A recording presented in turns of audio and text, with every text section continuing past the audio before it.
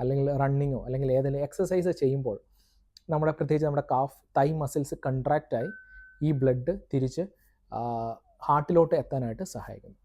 അപ്പോൾ ഇതാണ് മെയിനായിട്ട് സംഭവിക്കുന്നത്. ഈ ബ്ലഡ് ഹാർട്ടിലോട്ട് എത്താനായിട്ട് സഹായിക്കുന്ന മെയിൻ റീസൺ ഇതാണ്.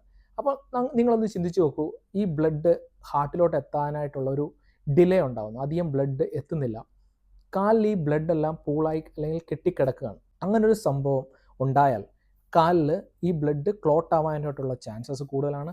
ആ ക്ലോട്ട് പെയ്യെ മൂവ് ചെയ്ത് ഹാർട്ടിലെത്തി, ഹാർട്ടിൽ നിന്ന് അത് ലങ്സിലെത്തി നമുക്ക് ശ്വാസതടസ്സം ഉണ്ടാകുകയും പെട്ടെന്ന് പേഷ്യൻ്റ് കൊളാപ്സായി താഴെ പോവുകയും ചെയ്യും. അപ്പോൾ ഇത് എങ്ങനെ സംഭവിക്കുന്നു? നമ്മൾ പ്രത്യേകിച്ച് നമ്മൾ ഫ്ലൈറ്റിൽ യാത്ര ചെയ്യുമ്പോൾ ക്യാബിൻ പ്രഷർ വളരെ കുറവാണ്. ആ ഒരു സമയത്ത് ഈ പറയുന്ന പോലെ നമുക്കധികം എക്സസൈസോ അല്ലെങ്കിൽ മൂവ്മെൻറ്റ്സോ ഒന്നുമില്ല. നമ്മളാകെ ചെയ്യുന്നത് പറഞ്ഞാൽ ഹാർട്ട് ഇടിക്കുന്നുണ്ട്, റെസ്പിറേഷൻ ചെയ്യുന്നുണ്ട്, പക്ഷേ അത് പോരാ. അപ്പോൾ നമ്മളൊരു കണ്ടിന്യൂസ് ആയിട്ട് നമ്മൾ ഇമ്മൊബിലൈസ്, അതായത് കാലുകൾ മൂവ് ചെയ്യാതിരിക്കുന്ന ഒരു അവസ്ഥയാകുമ്പോൾ ഈ കാലിലുള്ള ബ്ലഡ് അവിടെ പൂള് കെട്ടിക്കിടക്കുകയും ഒരു ക്ലോട്ട് ഫോർമേഷൻ ഉണ്ടായി ഇത് ട്രാവൽ ചെയ്ത് ഹാർട്ടിൽ എത്തി പിന്നെ ലങ്സിലെത്തി മരണം സംഭവിക്കാനായിട്ടുള്ള കാരണമാവുന്നു. അപ്പോൾ ഇതെങ്ങനെ നമുക്ക് ഒഴിവാക്കാം?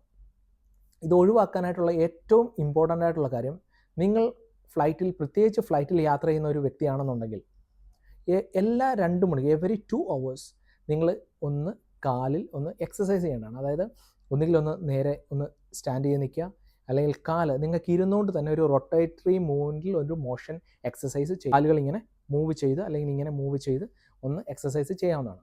പിന്നെ ഒരു നിശ്ചിത ഇൻ്റർവെല്ലിൽ നിങ്ങൾക്ക് വാഷ്റൂമിലൊക്കെ പോയി തിരിച്ചു വരുന്ന ഒരു രീതി ഉണ്ടാകുന്നുണ്ട്. പിന്നെ നന്നായിട്ട് വെള്ളം കുടിക്കുക. മൂന്നാമത്തെ കാര്യം എന്ന് പറഞ്ഞു കഴിഞ്ഞാൽ ഈ സ്റ്റോക്കിൻസ്, ഒരു കംപ്രസർ സ്റ്റോക്കിൻസ് എന്ന് പറഞ്ഞാൽ എല്ലാ മെഡിക്കൽ ഷോപ്പുകളിലും കിട്ടുന്നതാണ്. അത് ധരിക്കാവുന്നതാണ്. ഒരു ലോങ് ജേർണി ഉള്ളൊരു വ്യക്തിയാണ്, അതായത് നാട്ടിൽ നിന്ന് UK അല്ലെങ്കിൽ US പോകുന്ന ആൾക്കാരാണെന്നുണ്ടെങ്കിൽ ഈ ഒരു സ്റ്റോക്കിൻസ് ധരിച്ച് യാത്ര ചെയ്യുന്നത് വളരെ ഉപകാരപ്രദമാകും.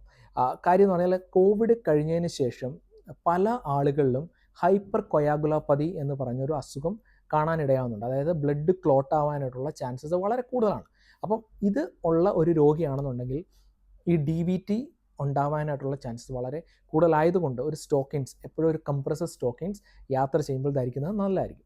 പിന്നെ നിങ്ങൾ പീരിയോഡിക്കലി ബ്ലഡ് ടെസ്റ്റ് ചെയ്യുന്ന കൂട്ടത്തിൽ ഡൈമർ അങ്ങനത്തെ കൊയാഗുലേഷൻ ഫാക്ടേഴ്സ് ചെക്ക് ചെയ്യുന്ന സമയത്ത് ഡോക്ടർ പറയുകയാണ് നിങ്ങൾ ബ്ലഡ് തിന്നേഴ്സ് കഴിക്കണം എന്ന് പറയുകയാണെന്നുണ്ടെങ്കിൽ നിങ്ങൾ ആസ്പിരിൻ എന്ന് പറയുന്ന പോലുള്ള ടാബ്ലറ്റുകൾ തീർച്ചയായും സ്റ്റാർട്ട് ചെയ്യേണ്ടതാണ്. അപ്പോൾ ഈ പറഞ്ഞ കാര്യങ്ങളൊക്കെ തീർച്ചയായും മനസ്സിൽ വെച്ച് ഒരു യാത്ര ചെയ്യുമ്പോൾ പ്രിക്കോഷൻസ് എടുത്ത് യാത്ര ചെയ്യുക. Thanks for watching me and I will see you in next video. Bye.